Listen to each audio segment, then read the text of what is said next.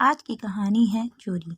देखो मोनी, मैंने दाल सब्जी रायता और रोटियां बना दी है। अब सिर्फ चावल ही बाकी है और वह तो मुझसे भगोने में बनेगा नहीं और कुकर में बने चावल यह लोग खाएंगे नहीं। तो मेरी छोटी बहन चावल तुम बना देना, तब तक मैं नहा लेती हूँ। ऐसा कहकर मोनी की जेठानी रिंकी अपने कमरे में चली गई। थोड़ी देर बाद जब वह वापस आई तो सभी खाना खा रहे थे। तभी रिंकी ने मोनी से पूछा कि बच्चों को भी दे दिया खाना। तब मोनी ने कहा कि दीदी, सब्जी कम बनाई थी आपने और मैंने पहले घर के बड़ों को ही खाना दिया है। अभी थोड़ा आलू फ्राई कर रही हूँ, उसके साथ बच्चों को दे दूंगी।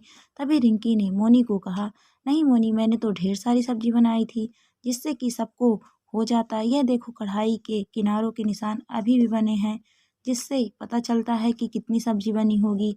हाँ दीदी, पर मैं क्या बोलूँ, चावल बनाकर मैं अपने कमरे में चली गई थी।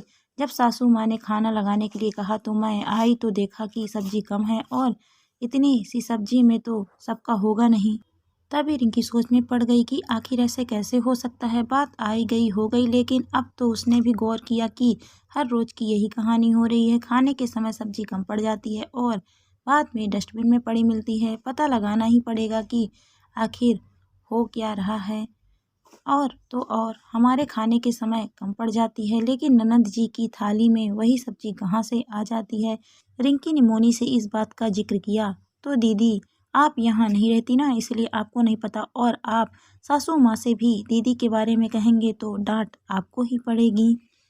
जो जैसे चल रहा है चलने दीजिए, क्यों बेकार में बोलना जब कोई हमारी बात को सुनेगा ही नहीं। क्योंकि सासू माँ के लिए तो उनकी बेटी सर्वगुण संपन्न है और वह ऐसा कभी नहीं कर सकती। रिंकी एक दिन फिर से मोनी को चावल बनाने का बोलकर नहाने गई। फिर चेहरे पर लगाने के लिए बेसन लेने रसोई में आई तो देखती है नंदरानी सब्जी को बड़े से टिफिन में भरकर फ्रिज के ऊपर रख रही है। ये देखकर रिंकी ने कहा, दीदी आप सब्जी क्यों छुपा रही हो।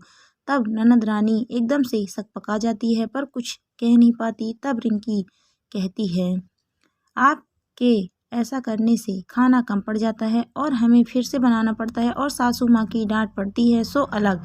तभी मैं सोचूं कि आप क्यों अपना खाना खुद निकालती हैं और अपने कमरे में ही जाकर क्यों खाती हैं। तभी रिंकी की सासू माँ किसी काम से रसोई में आ जाती है और रिंकी की बातें सुनकर कहती है, क्यों बात बढ़ा रही हो बहू, सब्जी ही तो है, फिर से बना लेना।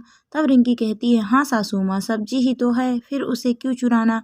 आप जानती थी सब कुछ, फिर भी कभी नहीं रोका इन्हें और बिना मतलब के हमें भी बात सुनाती थी कि हम सब्जी खा जाते हैं और या फिर हम कम बनाते हैं और सब्जी खत्म हो जाने का बहाना करते हैं और अंत में हम दोनों को बचे कुचे या ऐसे ही अचार से काम चलाना पड़ता था। और कई बार तो माँ जी आपने हमें यह भी कहा कि हम आपको रोटी के साथ सब्जी नहीं देते। कोई रिश्तेदार यह बात सुन लेगा तो वह हमारे बारे में क्या सोचता होगा। माँ जी, दीदी को हमसे परेशानी क्या है, हम तो उन्हें घर का कुछ काम करने भी नहीं देते और उन्हें छोटी बहन की तरह मानते हैं। पर माँ जी, अब आप उन्हें समझा दीजिएगा कि आगे से वह ऐसी हरकतें नहीं करें।